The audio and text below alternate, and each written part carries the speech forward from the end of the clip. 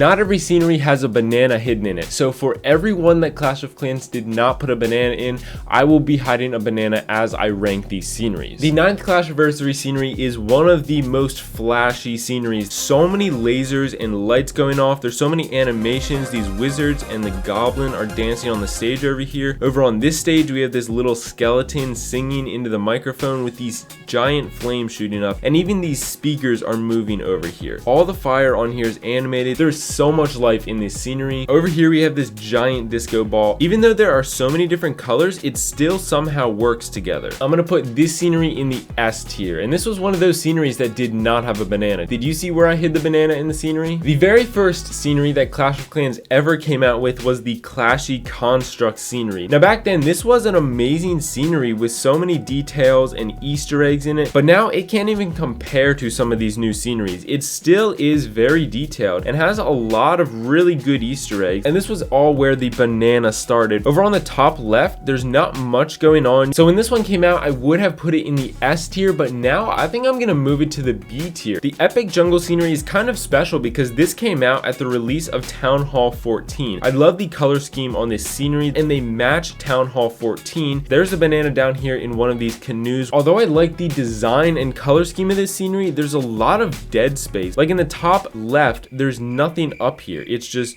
bare ground. I mean, there's some moss and stuff and vines growing up here. Up in the top right, half of it is bare, but then the other half has some stuff going on. But because of that, it really doesn't look like they put much effort into this scenery. So I'm actually gonna put this in the B tier. Clash of Clans slowly improves their sceneries little by little, and with this scenery, they started to creep into the village with the snow. But when this scenery first came out, I didn't like how the snow kind of clashed with the green. It just doesn't seem like it fits together, which I think now is why Clash of Clans changes the tiles to match the rest of the scenery. We have the banana roasting over the fire over here. Up here, there's not much going on, but other than that, pretty much everything else is filled in with some really nice details. Something about these winter sceneries and skins just really clicks with me, but there are a few things I don't like about this scenery, so I'm gonna put it in the A tier. The Hog Mountain scenery is similar to the epic jungle scenery in that it has a good color scheme, but there is a lot of dead space in this scenery also. Over on the left, it's sort of boring. It has these tall stone pillars. I would have liked to see a little more detail and variety over there, but it really doesn't stand out as like an S tier scenery for me, so I'm gonna put this in the B tier.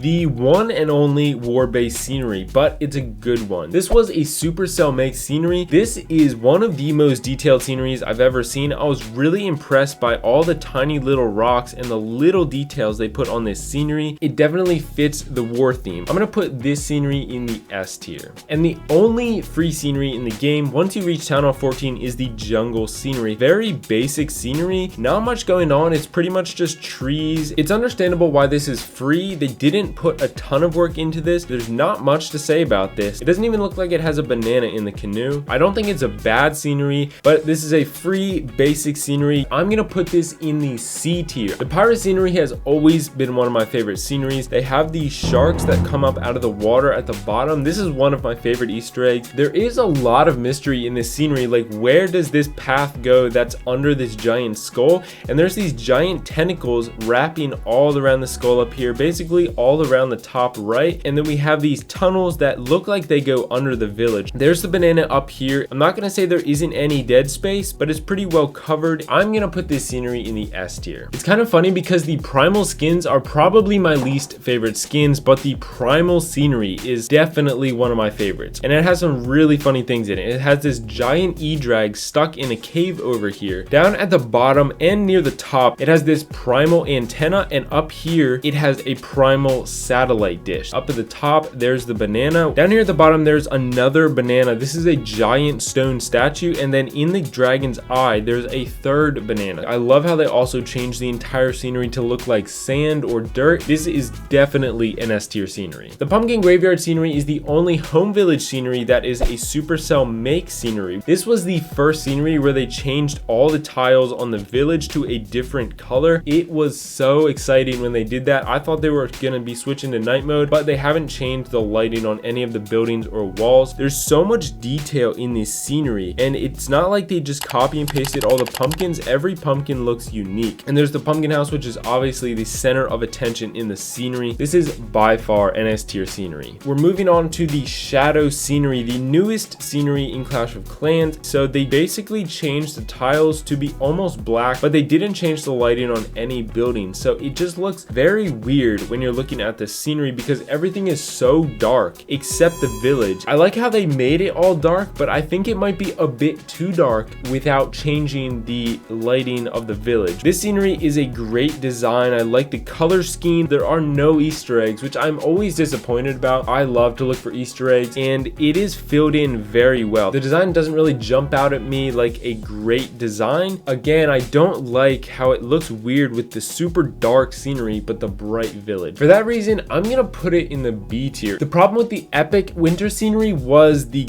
green clashing with the white, but they solved that with the snow day scenery. They changed all the tiles. They kind of look like ice to me. It really balances out the scenery a lot. Up in the top left, they have this maze. There's the banana in the scenery with a barbarian, and many of you will know what those are referencing. And I'm actually going to go out here so we can look at this boat. I believe this was the first scenery where they changed the design of the boat. It is definitely an S tier scenery. The Tiger Mountain scenery came out for Lunar New Year. I love whenever they darken the grass to make it more like night mode. They do have quite a few details on it. They also have these fireworks going off over on the right side as well as over on the left side. This year was the year of the tiger. That's the reason for all the tigers all around the scenery. Now this is a great scenery, not an S tier design for me, but I will put it in the A tier. In the description, I have a link to the tier list that I created to rank all the sceneries. Feel free to screenshot your ranking and tag me on Twitter, and you might also want to see what other people think of these sceneries. In this video, I went over the most popular sceneries.